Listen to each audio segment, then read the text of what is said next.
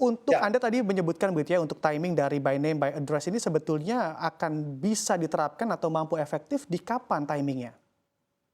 saya kira begini, kita harus sepakat semuanya. Kalau kita mengambil sebuah kebijakan memang, ini mohon maaf ya, bahwa di politik saja dengan melalui pendekatan-pendekatan tertentu bisa sampai tingkat akurasi data yang presisif dengan margin error tertentu misalnya. Dalam pemilu misalnya dilakukan quick count, sering terjadi antara real count dan quick count ujungnya adalah sama.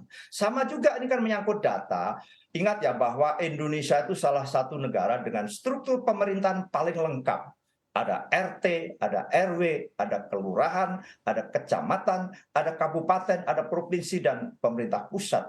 Saya kira menyangkut data itu mestinya bisa. Sekali lagi, mestinya bisa. Nanti kita juga melibatkan unsur kampus, juga melibatkan lembaga-lembaga riset yang punya kemampuan metodologi yang sangat-sangat presisif, sehingga bisa menentukan dengan parameter yang kita sepakati bersama. Siapa sebetulnya yang disebut masyarakat miskin? Atau siapa yang layak atau berhak mendapatkan subsidi? Sehingga, nah inilah yang nanti ditujukan kepada mereka-mereka lah. Subsidi itu tidak seperti sekarang. Karena subsidi kepada barang, maka memang pengawasan menjadi sangat penting. Tetapi karena luasnya area baik secara geografis maupun secara sosiologis dan berbagai hal, maka sulit sekali melakukan pengawasan-pengawasan Oke, berarti yang mampu ya Pak efektif. Sugeng ya. Untuk timingnya kapan Pak Oh, Sugeng? sangat mampu. Kita bisa. India bisa melakukan itu. Kompleksitasnya juga jauh lebih tinggi India sebetulnya. Kita bisa melakukan itu. Bahwa sekali lagi subsidi nanti ujungnya adalah kepada orang atau kepada keluarga. Nanti kita sepakati bersama siapa-siapa yang berhak mendapat subsidi itu. Nah, inilah. Nah, untuk sementara adalah subsidi terhadap barang. Maka barang itu harus sampai kepada masyarakat yang memang berhak, seperti tadi masyarakat tidak mampu atau masyarakat miskin atau juga UMKM yang sebagaimana kriteria-kriteria yang kita tetapkan. Nah, inilah concern kita. Kenapa demikian? Sekali lagi, energi sekarang sudah menjadi aspek keadilan. Subsidi BBM misalnya, ya itu hanya menyangkut atau orang-orang yang mengkonsumsi BBM atau orang-orang yang punya kendaraan. Bagaimana dengan orang-orang yang tidak punya kendaraan, yang juga masyarakat miskin, itu juga tidak menikmati subsidi Baik. itu.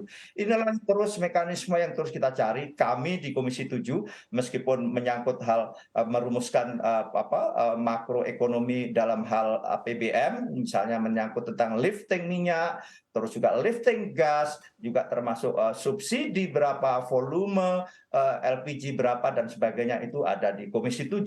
Hal-hal lain memang sangat tergantung juga fluktuasi harga dolar misalnya, karena kita semua impor dengan basis currency dolar. Nah, ini yang Baik. terus-menerus kita cermati sehingga insya Allah di APBN tahun 2023 itu juga ada cadangan kurang lebih 127 triliun mengantisipasi fluktuasi dunia yang hari ini belum stabil.